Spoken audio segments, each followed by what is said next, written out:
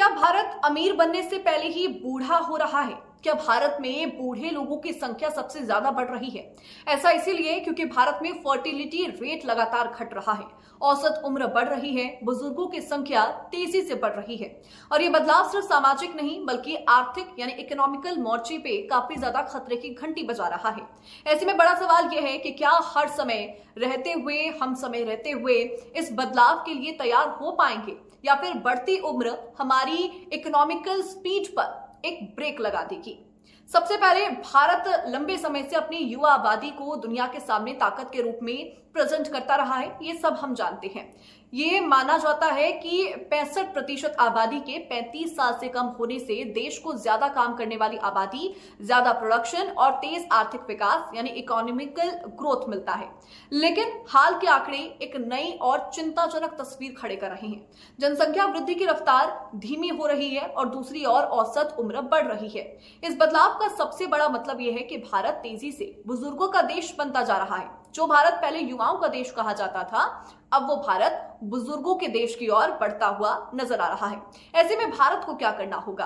तो देखिए, कुछ रिपोर्ट्स की माने तो भारत को अगर अनुमानों पर खरा उतरना है तो उसे 4 बड़े मोर्चे पर काम करना होगा। सबसे पहले शहरीकरण, इंफ्रास्ट्रक्चर, कौशल विकास के साथ साथ कार्यबल का विस्तार और मैन्युफैक्चरिंग को बूस्ट करना, इस पर ध्यान देना होगा।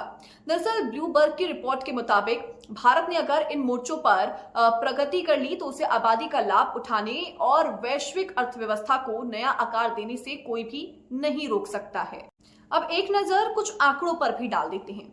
दरअसल बर्थ रेट, जो कि प्रति 1000 जनसंख्या पर 2013 में जन्मे 21.4 था और अब 2022 में घटकर वो 19.1 रह गया है। शहरी भारत में जन्म स्तर 17.3 से गिरकर 15.5 हो गया है और औसत उम्र अब 69.9 साल हो गई है, जो 1970 से 75 के मुकाबले 20 साल ज्यादा है। दरअसल 2050 तक भारत में 60 साल से उम्र की आबादी लगभग 35 करोड़ हो सकती है, जो कि अमेरिका की मौजूदा आबादी के बराबर है। लेकिन इसका असर क्या होगा, भारत की इकोनॉमी पर इसका क्या असर होगा, एक बार वो समझते हैं। सबसे पहले वर्कफोर्स घटेगा, खर्च बढ़ेगा। कम जन्म दर का मतलब ये होता है कि भविष्य में वर्किंग पॉपुलेशन तो घट जाएगी और डिपेंडेंट पॉपुलेशन काफी ज्यादा बढ़ जाएगी, जिसका सीधा असर देश की जीडीपी के ऊपर पड़ेगा। इकोनॉमिकल क्राइसिस होने शुरू हो जाएंगे। उसके बाद हेल्थ केयर सेक्टर पर इसका दबाव पड़ेगा, चूंकि नीति आयोग की रिपोर्ट ये कहती है कि 75% बुजुर्ग किसी ना किसी बीमारी से जूझते हैं। 70% बुजुर्ग अपनी बेसिक जरूरतों के लिए दूसरों के ऊपर डिपेंडेंट होते हैं। ऐसे में हेल्थ इंफ्रास्ट्रक्चर पर भारी बोझ बढ़ता हुआ नजर आएगा। साथ ही पेंशन और सोशल सिक्योरिटी सिस्टम पर भी इसका दबाव पड़ेगा और साथ ही इंफ्रास्ट्रक्चर और हाउसिंग में बदलाव की जरूरत पड़ जाएगी, क्योंकि बुजुर्गों की आबादी देश में काफी ज्यादा बढ़ जाएगी और ये चुनौती काफी ज्यादा अहम हो जाएगी।